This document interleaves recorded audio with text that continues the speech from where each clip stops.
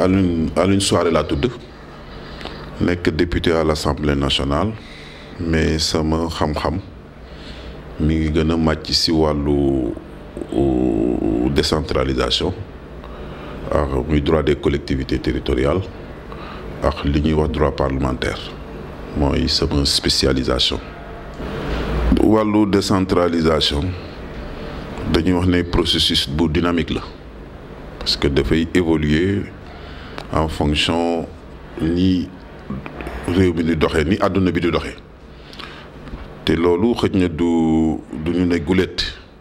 parce que boo xoolee historique même décentralisation dafa nekk lekk boo xam ne ñu ngi ko jële woon ci colonisation depuis 1872 ci la ñu jëkk lañ ko indi Sénégal on a eu les premières collectivités locales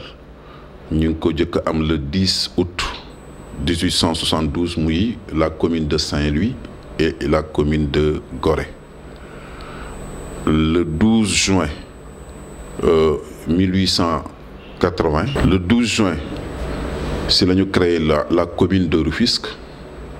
Le 17 juin le 12 juin 1880 ñu créé commune de Rufisque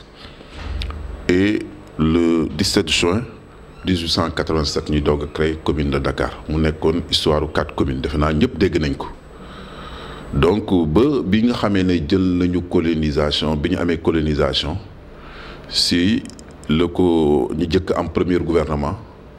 ñu créé li ñuy wax le code de l'administration communale mu nekk la loi de 64 la loi bi donc noonu le processus bi engagé au Sénégal après les indépendances ba 1972 ñu créé li ñuy wax communauté rurale yi en 1976 ñu créé les régions donc ñuy wax tey ne ñun ci acte 3 décentralisation kon loolu dafa firndeel li ma lay wax rek ne processus bu dynamique la xëj na temps yi nag réflexion bi yëpp dafa porté ci après ginnaaw bi ñu defee en 1993 réforme mooy réforme bi fi amoon ba ñu supprimer régions yi ñu ne dañuy def communalisation intégrale réforme boobu ñu tuddee ko ñoom phase 1 bu acte 3 de la décentralisation ma dégg nag ñi la jekk ne léegi dañu bëgg entamer deuxième phase bi te ci deuxième phase bi lu mel ni ville yi nga xam ne 5 lañu sur les 557 léegi te nga xam ne Dakar moo ko am Guédiawaye Pikine Rufisque ak Thiès parce que communes yooyu ni ñu bindoo dañuy am ville ba noppi am ay communes yoo xam ne ñoo nekk sa gox ba loolu nag xëj na damay wax ne ñu ngi ko roye woon ci France parce que boo xoolee boo demee dëkk mu mel ni Paris la ville de Paris ëmb na presque lu mat 20 arrondissements moo tax réforme 1996 bi ñu koy def li leen inspiré woon avec commune d'arrondissement yi c'était pratiquement li nga xam ne moom nañu tëggee woon ville de Paris nga xam ne dafa am ville de Paris Paris dafa nekk ville ba noppi ëmb lu mat 20 arrondissements donc ba tax na loolu la ñu continuer doxal ba acte 3 bi ñëw ñu la jekk ne léegi nag communes yooyu nekkoon ak commune d'arrondissement dañuy nekk commune de plein exercice léegi ñu ne nag comme si loi bi nga xam ne moom moo génn ci réforme bi mujj muy acte 3 bi muy code général des collectivités territoriales dafa wax ci article 1er bi da jekk ne dafay am Sénégal léegi 2 ordres de collectivité moo fi am contrairement à la réforme de 96 parce que réforme 96 bi au moins amoon na 3 ordres de collectivité amoon na li ñuy wax régions yi amoon communes yi am communauté rurale léegi nag supprimer nañ communauté rurale ci réforme bu 93 bi supprimer régions yi léegi ñu daa jekk ne léegi 2 ordres de collectivité moo fi am muy commune ak département ñu créer département waaye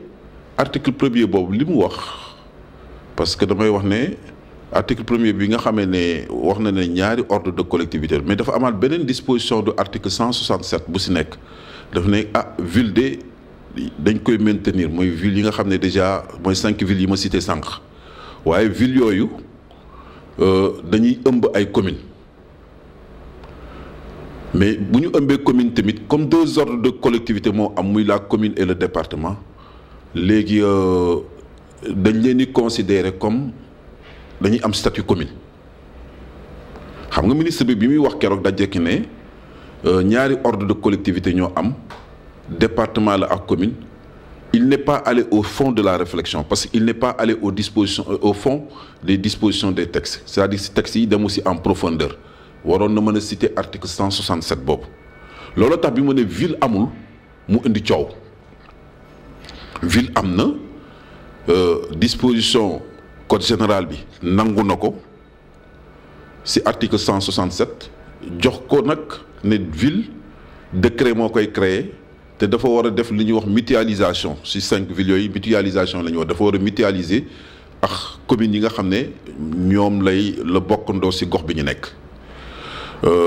loolu nag li ñu si mën a jàng mooy tey décentralisation bi am na problème parce que boo xoolee ñun bi ñu commencé def décentralisation ba léegi am na 148 ans 1872 ba actuellement 2021 dama naan sax 149 ans la am nañ de vie de décentralisation question yi ñu war a posé wu et man dama naan réforme majeure yi parce que option décentralisation choix politique la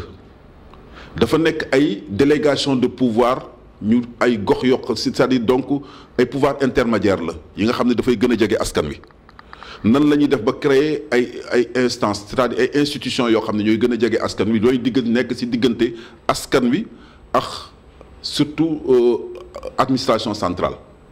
loolu mooy concept décentralisation nga xam ne dinañu mën a am yoo xam ne dinañ ko liggéey te administration centrale du leen ko jox léegi 148 ans su fekkee da nga 149 ans da nga def option di pratiquer politique boobu te li taxoon nga jóg li taxoon nga créer nga defoon option politique boobu war nga toog ak jàngat xool fan nga ci toll tey boo jëlee dëkk bu mel ni Saint-Louis def na 149 ans de vie de décentralisation nga jël dëkk bu mel ni Rufisque def na presque 143 ans de vie de décentralisation Dakar donc aussi tamit def plus de 100 ans de vie de décentralisation ñoom objectif yi choix politique boobu ñu defoon pour def décentralisation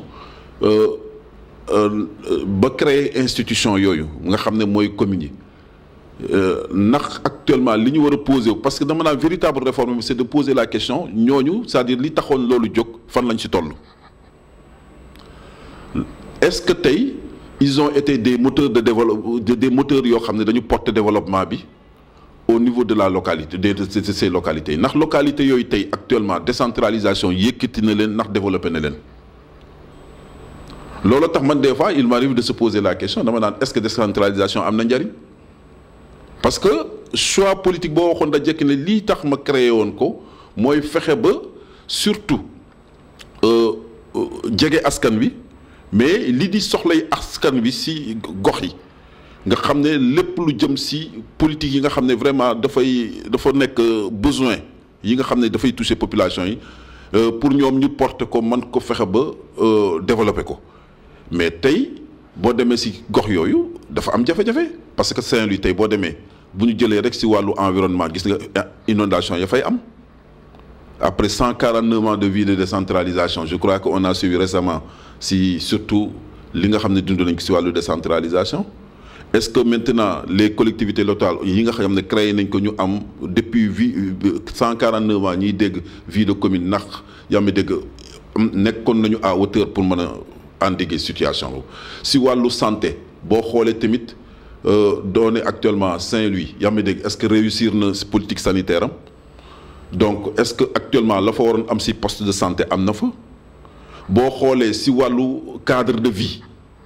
est-ce que la fa waroon am na fa donc est-ce que institution yi ñi créé woon muy communes yi ndax développé na boo ko xoolee mën nga ko jàngate noonu ñëw Tëngéej ñëw Dakar Dakar sax moo si xaw a tane parce que Dakar au moins comme c'est la capitale état bi daf leen war a da leen accompagner si loolu lu bari. moo tax man damay poser wu la question dama naan au lieu que ñiy cof problème yi la grande réflexion que nous devons mener lan mooy utilité décentralisation li taxoon décentralisation jóg objectif yi mu amoon. ndax après 149 ans de pratique de décentralisation fan la yóbbu suñu gox yi